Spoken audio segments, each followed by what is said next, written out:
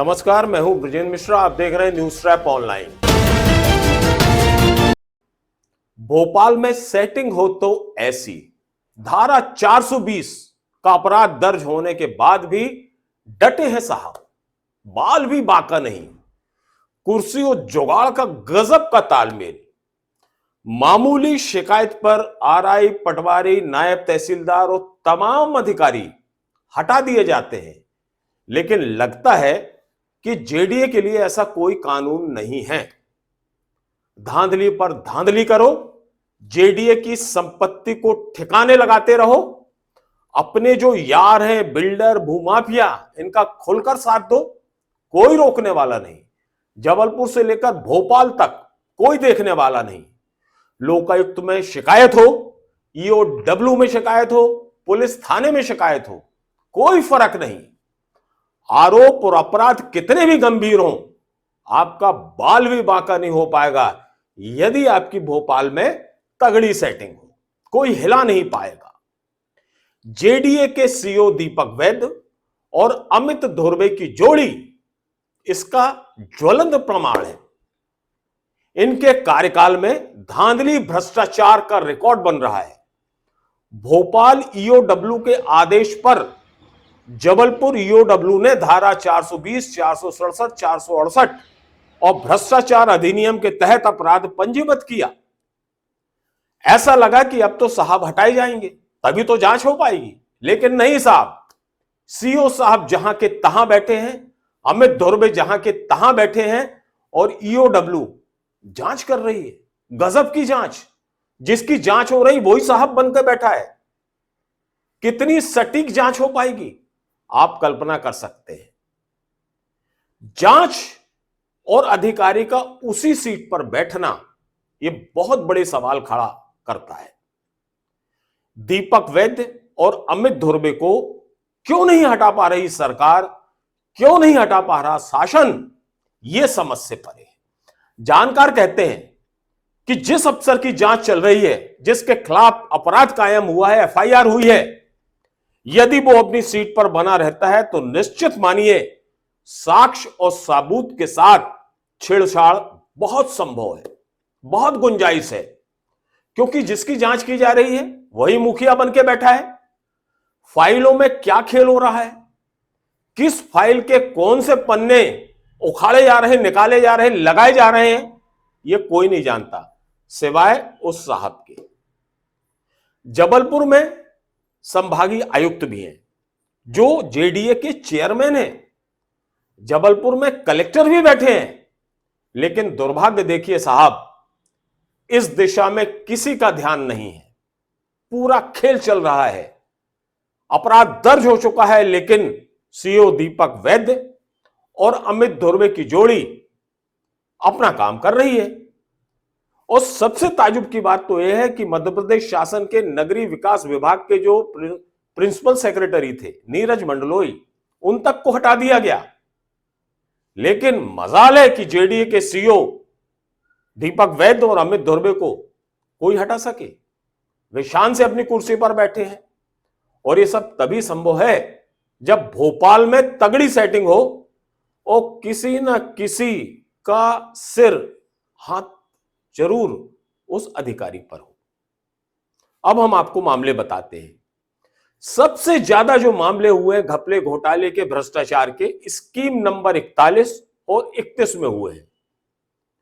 एक मामला तो ऐसा है जिसकी जांच डिविजनल कमिश्नर के आदेश पर कलेक्टर जबलपुर कर रहे हैं। फरवरी 2024 से जांच चल रही साहब, और कमबख्त जांच है जो पूरी होने का नाम नहीं ले रही। कलेक्टर ने 5 सदस्यीय कमेटी भी बना दी जांच के लिए, लेकिन उस जांच का आता पता नहीं है। दूसरा मामला, जेडीए के सीईओ और अमित धुर्वे ने मिलकर एक ऐसे प्लाट के पैसे जमा करा लिए जिसको जेडीए ने और जेडीए के बोर्ड ने निरस्त कर दिया था। निरस्त इसलिए कर दिया था क्योंकि वो ऑफर में जब प्लाट दिया गया था तो उसकी जो कंडीशन थी पैसा जमा करने की, उस कंडीशन के तहत पैसा जमा नहीं हुआ। जेडीए ने नोटिस पर नोटिस दिए, उसका कोई जवाब नहीं आया और अंततः जेडीए के बोर्ड ने उस प्लाट को निरस्त कर दिया।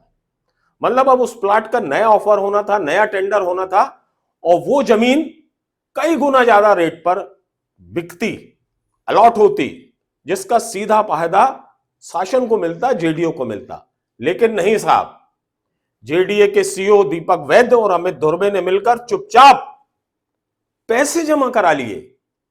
और जब न्यूज ट्रब ने सवाल अमित धुर्वे से पूछा तो अमित धुर्वे दुहाई देने लगे कि साहब वो तो कंप्यूटर की गलती थी, कंप्यूटर में त्रुटि थी, गजब हो गया।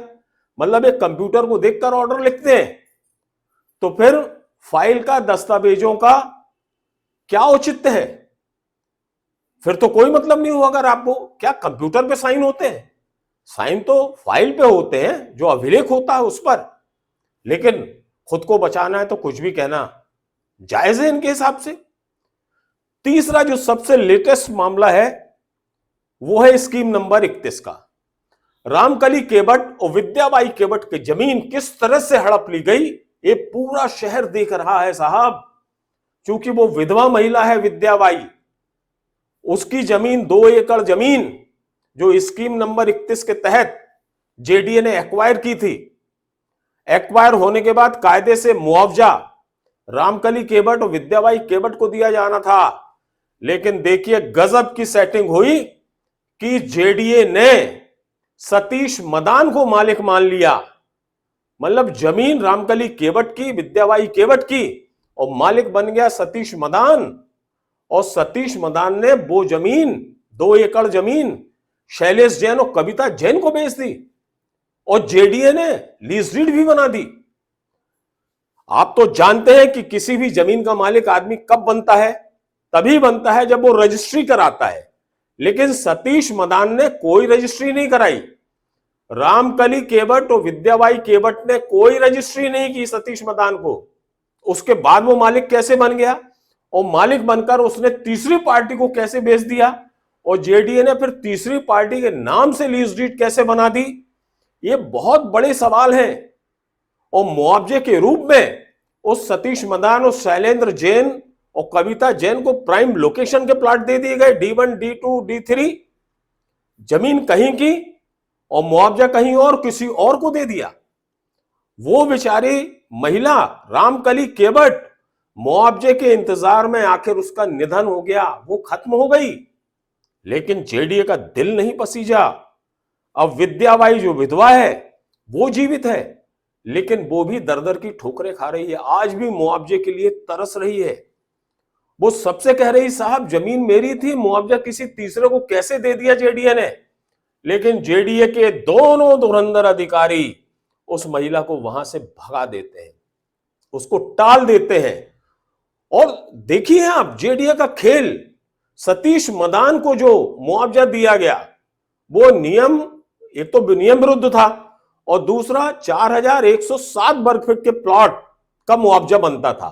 लेकिन नहीं, इन दोनों अफसरों ने मिलकर 1300 वर्ग फीट ज्यादा प्लॉट, 1300 वर्ग फीट ज्यादा जमीन उसे दे दी मुआवजे के रूप में, जैसे खैरात में बांट रहे हो। जेडीए इनके जैसे जेब में हो, जेडीए के मालिक ये हो। 5400 वर्ग फीट जमीन इन्होंने मुआवजे के रूप में दे दी सतीश मदान को, जो गलत है।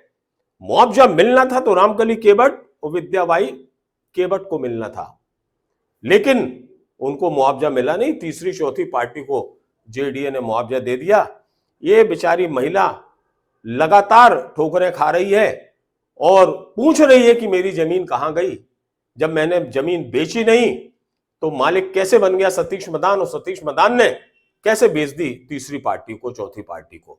जेडी के पास कोई जवाब नहीं है, सिर्फ टाल मटोली की जा रही है, और ये बेचारी महिला परेशान है। अगला एक और मामला हम आपको बताते हैं कि ये दोनों की जो जोड़ी है, जुगलबंदी है, अमित धुर्वे और दीपक वैद्य की, ये जमीन कहीं की एक्वायर होती है और मुआवजा कहीं और देते हैं। सबसे ज्यादा मुआवजा इन्होंने प्राइम लोकेशन वाली स्कीम नंबर 41 में दी है। साहब जमीन कहीं और एक्वायर करते हैं और मुआवजे के रूप में प्लॉट दे देते हैं प्राइम लोकेशन में, 41 नंबर स्कीम में। ऐसा जेडीए की जितनी भी स्कीमें हैं उनमें इन्होंने जमीन कहीं की अधिकृत हुई है और मुआवजा किसी दूसरी योजना में दिया है, जबकि जेडीए में स्पष्ट प्रावधान है कि जिस योजना के तहत जमीन एक्वायर की जाती है उसी योजना में ही मुआवजे के रूप में प्लाट दिए जाने चाहिए। लेकिन नहीं साहब, जेडीए में तो कानून इन दोनों का चल रहा है। ये दोनों चला रहे हैं कानून अपने हिसाब से चल रहे हैं। किसी का डर नहीं, ना कलेक्टर का, ना कमिश्नर का, ना मध्य प्रदेश शासन का। फिलहाल ये दोनों अधिकारी जिस हिसाब से रात रात भर अपने कार्यालय में बैठ रहे हैं, रात को ये क्या करते हैं, सरकारी अब ऑफिस का टाइम है सुबह 10:30 से 5:30, लेकिन ये देर शाम देर रात तक ये दोनों कमरे में बैठकर क्या करते रहते हैं, फाइलों के ढेर लगे रहते हैं टेबल में। बहुत से लोग सवाल पूछते हैं कि साहब इनकी तो गाड़ी रात में भी खड़ी रहती है, कार्यालय खुला रहता है और ये दोनों ही अकेले रहते हैं, तो ये क्या करते रहते हैं। तो ये दोनों अधिकारी ही जानते हैं कि ये क्या करते रहते हैं। आखिर रात में ऑफिस खोल के बैठने का क्या औचित्य है। ये सारी चीजें पूरा शहर देख रहा है। पूरे प्रमुख समाचार पत्रों से लेकर न्यूज चैनल और सोशल मीडिया के प्लेटफॉर्म पर जेडीए के भ्रष्टाचार की कहानी खबरों के रूप में चल रही है। लेकिन मजाल है कि मध्य प्रदेश शासन की आंखों में कुछ दिखाई दे रहा हो। आज तक कोई कार्यवाही नहीं की गई। अब उम्मीद की जा रही है कि नए जो प्रमुख सचिव बने हैं संजय शुक्ला, ये शायद एक्शन लें और मुख्यमंत्री डॉक्टर मोहन यादव से मांग की जा रही है कि इतनी बड़ी धांधली, इतना बड़ा घोटाला इस जेडीए में चल रहा है, आखिर इस पर एक्शन क्यों नहीं हो रहा है। जिस अधिकारी के खिलाफ ईओडब्ल्यू में 420 का मुकदमा दर्ज हुआ है, वो अधिकारी आज भी सीट पर कैसे बैठा है, ये बहुत बड़ा सवाल है। उम्मीद की जाना चाहिए कि मुख्यमंत्री इस ओर ध्यान देंगे और जो वैधानिक कार्यवाही होगी वो करेंगे। कायदे से इस अधिकारी को उस सीट से हटाया जाना चाहिए, तभी निष्पक्ष जांच हो सकती है, वरना ऐसी जांच सिवाय फॉर्मेलिटी के और कुछ नहीं होगी।